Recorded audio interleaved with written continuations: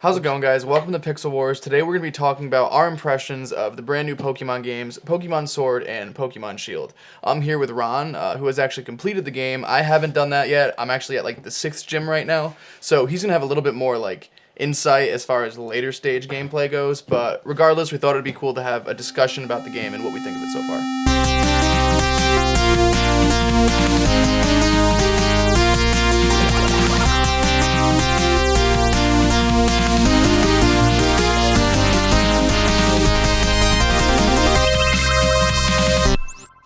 All right, so we've got Pokemon Sword and Shield, as we just said. Why don't we talk about our first impressions about the game? This is the Shield case because that's the one I've been playing.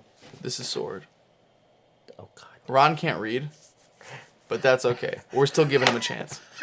All right, my first impression of the game was they did a really good job bringing Pokemon into the modern world, like bringing a more up-to-date visual experience. I thought, they took their time with it. I feel like they put a lot of work into it, and it showed for me. So I definitely agree with what you said. I think that it was a very modern take on the franchise, of course, but I do think graphically they didn't really stray much from what they did with Pokemon Let's Go, which came out a couple of years prior. I think as far as gameplay goes, it's a little more in-depth. There's a lot more to do, I guess, especially in the later game. I think it looks really good. It's definitely good, especially considering the limitations of the Switch's hardware. But I don't think it was a huge upgrade compared to the previous Pokemon title on the console. Navigating through the different towns and through the different routes is still very linear for the most part, with the exception being the wild area. But overall, yeah, I definitely think that it's a really good-looking game, and I was happy when I first started playing it. And I'm still happy with it. There's just some little things that I have gripes with, like, currently. So, I guess we might as well move right along to the starters. I picked Sobble, the water Pokemon. I'm mostly a water trainer when I play any of these games. I don't know why, it's just like the type that I feel the most comfortable with and enjoy the most. What'd you pick? So, my starter was Scorbunny. Personally, I'm not... When I play these games, I don't really get too into the technicalities, so I literally just picked the rabbit because my girlfriend has a rabbit, and I named it after the rabbit, and I was like, whatever, that works. So I do want to say that the Leaf starter is actually, at least in my experience, the strongest of the three starters as well. If you pick him, it makes the game just a lot easier, especially the later you go into it. I feel like the only downfall to that being that when you go up against Leon... Oh my god, is he ever gonna stop talking? So that's where you'll have a drawback. Could I be doing something more productive with my time? Probably. I wonder if I left the stove on. From everything I've Just, seen, it doesn't need to be this difficult. How do you feel about the new Pokemon in general? Because obviously every time they come out with a new Pokemon game, there is a ton of new Pokemon that come out, and once again I'm drawing blanks on any of their names, but I can say that in my own personal opinion, they definitely kind of went with the whole, here's random objects that are normally inanimate and we're going to turn them into Pokemon again, which I'm not the biggest fan of. I kind of like more when they do like a lot more creature-based stuff, but there is still a lot of that too, so I guess I'm kind of just in the middle. Like, they're fine, they're not amazing, they're not terrible, they're just new Pokemon, but I'm curious what you think about them. So anytime they do things like that with like inanimate objects that they turn into a creature or whatever, I actually do feel like where does this idea come from? Is somebody sitting at a desk somewhere going, let me make a pencil Pokemon? Not that they have, but oh god, they're gonna do it now. You can cut that. But no, like, is somebody just sitting at a desk going, what's the weirdest thing I can put, like an ice cream cone Pokemon or something? Because that did happen in, I want to say, like, Gen 4 or 5. It happened in one of the earlier generations with an actual, like, ice cream Pokemon. It was so weird. And whenever they do things like that, it almost begs the Why does he look question so of where bored? these ideas come from. Is he still paying attention? Why am I talking so much? They're not really straying away from what they've done in the past. Did I leave the It stove wasn't on? as much of a shock. What about the variations of Pokemon that are specific to this region? How do you feel about them? Because like, I personally think Meowth looks really bad. Yeah, don't no, like I Meowth. hated the Meowth. I think Meowth looks really stupid, but is it wheezing or coughing? Which is the final He was really evolution? cool. The steampunky looking. Yeah, with Yeah. like the chimneys, that guy looks awesome. You know, Yeah, that's a no, really this- cool region variation. So again, it's just kind of a mixed bag in my opinion. They did fine. Can we take a second to talk about the My Little Pony Ponyta? Bidet uses it. We'll talk about Bidet later, probably. Bidet? Bidet or Beady, whatever you want to call him. But he's Did you never notice that was how his name's spelled? It's either Bidet or Wait, Beatty. who is that? The kid with the blonde curly hair. He's in your game. Is he? I don't remember him. All right, so this character comes out, and right off the bat when you battle him, he throws a couple of things. Then he throws in his Galarian Ponyta. And the first thought in my head was, I hope they paid My Little Pony some extra money. Not that I'm a fan of the series or whatever, but like I know Ron is a closet brony. After talking about like regional specific Pokemon, how do you feel about like the graphical updates in general? Overall, I feel like the graphical updates were pretty good. Like you said, it didn't look too different from Let's Go Pikachu, Let's Go Eevee. Similarities there for sure. When we're speaking specifically on graphics, I feel like it wasn't very different. What were your thoughts on that? So yeah, definitely as far as the wild area goes, I think it was really cool to have like the ability to actually use a 360 camera because at least as far as my experience goes, that's the first time I've ever seen that in a Pokemon game. So that was different. Sure. I definitely, when I bought the game, I thought that mechanic was going to follow me throughout the entirety of like the whole thing, like through the towns and everything. Kinda wish it would've. So I was kind of bummed out that wasn't the case, but it was still cool to see it in the wild area. I think it shows that they're capable of doing it. Maybe it was just like a time constraint thing or something that they didn't put it throughout the whole game. But whatever. I mean, it's still cool. So I guess we might as well move on to what's new with the raid battles, the battle tower, the online camps, and Pokemon Home and stuff like that. What they've added in. So I'm gonna let you pretty much take over this part because, like I said, I haven't reached the end of the game yet. That's cool. So pretty much out of all of those things, the only thing I have experienced is the raids, which I think are really cool. It's obvious that they took that concept from Pokemon Go, which is cool. I mean, most of my team now is like Pokemon that I've gotten from the raids just because it's probably the easiest way to get the most powerful ones, especially because since he was further in the game, if I just joined all of his raids and did all the 4 and 5 stars, my team was awesome in like 2 seconds. He got the free ride. Yeah, so yeah, the raids are sweet. I really think that they were done as well as they could have been, given like the way that the game sort of plays out, and yeah, and then you could whatever you think about Absolutely. that stuff. And actually, while on the topic of the raids too, we should talk about one minor issue that we did run into. Anytime we were on the same Wi-Fi network and we tried to join a raid together, for whatever reason, it would literally have a connection error and just kick us out. Almost every time. Yeah, almost every time, and we ended up having to do local for our raids most of the time when we were in the same room. Like if I was playing with somebody on a whole separate internet connection, never have a problem. But when we're on the same Wi-Fi network, more often than not, it's been the case. At least for me, for us, it'll kick you from the network, and it's just easier to do local gameplay than anything else. I'm curious if other people out there have had that same issue. So leave us a comment. Let us know. So what's new is with, raids and stuff like that, I really did enjoy them adding that into the game. Again, like you said, felt kind of like they brought that in from Pokemon Go and Let's Go.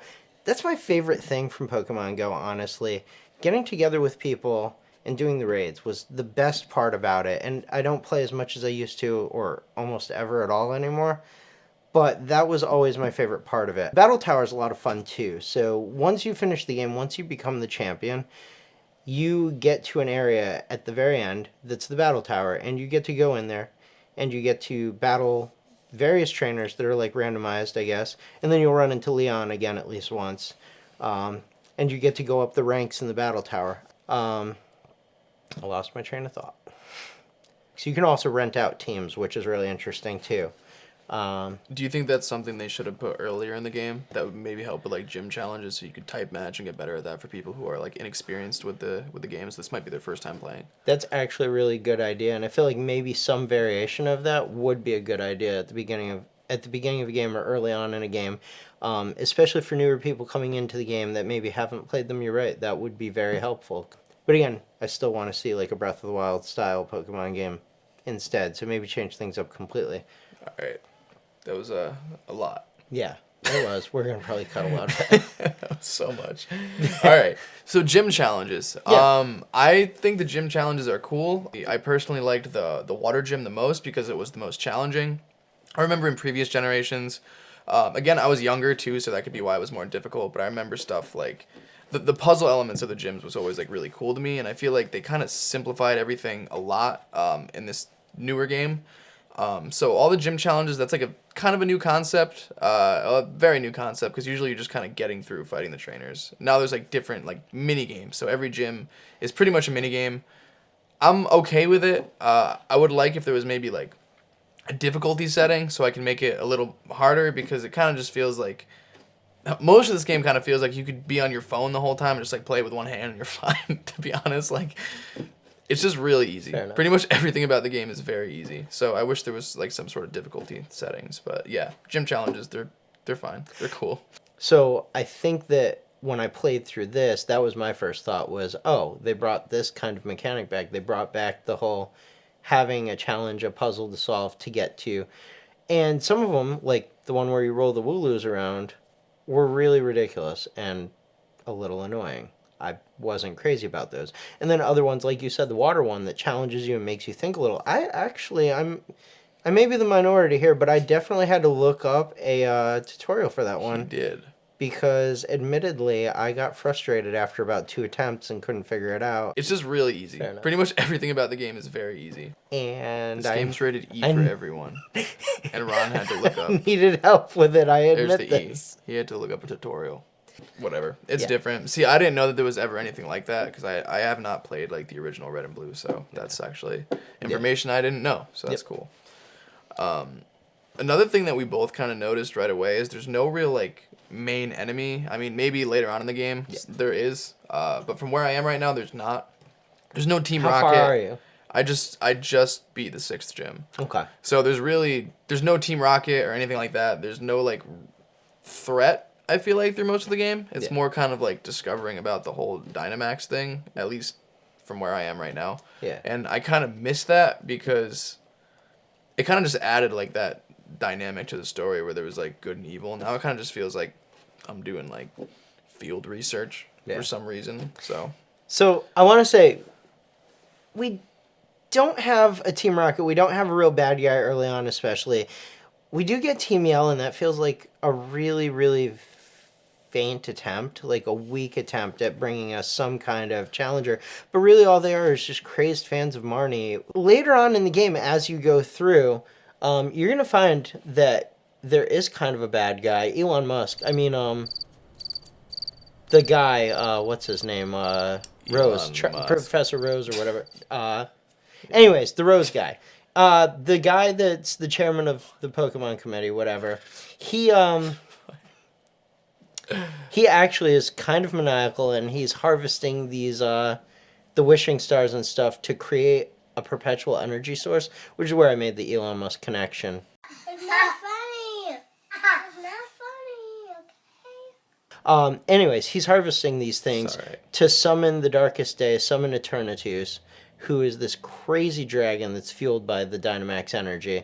And oh, by the way, spoilers, because I don't know any of this, so thanks. Try not to talk so much, Ron. Alright, anyways, so the Darkest Day gets summoned, you have to battle against Eternatus and save the world and stuff. So he kind of comes across as a bad guy. But even then, he's not even so much of a bad guy as a guy who has a crazy idea, but his heart's in the right place, I think, a little bit. And then after that, there's the Sword and Shield villains, kind of, that aren't even really villains either. It's kind of very weak. Story-wise, but they're trying to get the Sword and Shield relics, I believe, to restore the kingdom of, something or other, to bring the royal bloodline back to the... How do you feel about it compared to like previous generations, story-wise? I feel like story-wise, honestly, if we were going back, I'd say Black and White might have been the most solid for story. It's a fair story, a decent story of a kid, his friend, and their journey to become Pokemon trainers, what they experience along the way. Pretty much every game. Basically, yeah. Oh, yeah. Every Pokemon game is. Ron talks too much. Take 3. Another thing that I think we should discuss is the implementation of the DLC. I think it's overkill, and that's kind of to be expected in games nowadays. But they advertise it way too much. Like, every time I heal my Pokemon, I go to the healing center, and every time I leave, I have to go through extra dialogue about, oh, there's this Pokemon at this train station, because I haven't done it yet, because I don't really care that much. But it's just like, we get it. Like, you have more coming out, and I personally kind of wish they would, pull the brakes on that a little bit, because there's posters for it everywhere. There's constant advertisements and like the pause menu and just everything, and like I'm probably gonna buy the DLC regardless, just because. Oh, I know I am. I'm a sucker, I guess. But it's just too much. And I think especially since a lot of kids are going to be playing this game, they should kind of really, like I said, pull the brakes on that because it's just too much. You know, these kids are going to be begging their parents for weeks and it's not even out yet. So it's not the end of the world, but they definitely just need to slow down a little bit. Like, I don't want to go get that Slowpoke. I don't want to have to, like, have extra time taken out of my gameplay just to see that, get that same message every time I heal my Pokemon. But whatever, so general conclusions for me, I think it's a great game. I think if you're a fan of the Pokemon series, you should definitely pick up at least one of them. I've never been the kind of person who would buy both versions. I know some people do, but I don't care that much. Yeah. So it's a good game. It has its flaws.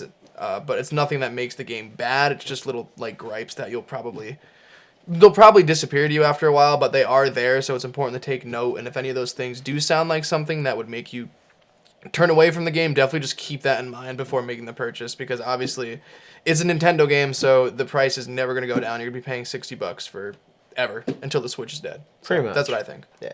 So my final thoughts on it is I really enjoy the game. I'm definitely going to be playing a bunch of the Wild Area and a bunch of the Battle Tower. So it's got plenty of replayability for me. Enjoyed it enough to where I would definitely buy it, and I highly recommend people do if they're a fan of the series, if they're a fan of games like that. If you've never played a Pokemon game, now's the time to start. Yeah, go for it. So let us know what you guys think, if you guys have played through one or both of these games in the comments. I'm curious if you guys noticed anything else, either things that you really like or things that you see as like really obvious flaws that should have been taken care of pre-release. And yeah, we'll try to respond to all 2 of those comments that are probably going to show up under this video. So yeah, thanks for watching, guys. Appreciate you taking 6 hours to watch this video, and yeah, I know we're gonna cut it, but for real, thank you for looking at our first rebranded video, and we look forward to hearing what you think in the comments below. Deuces. Perfect.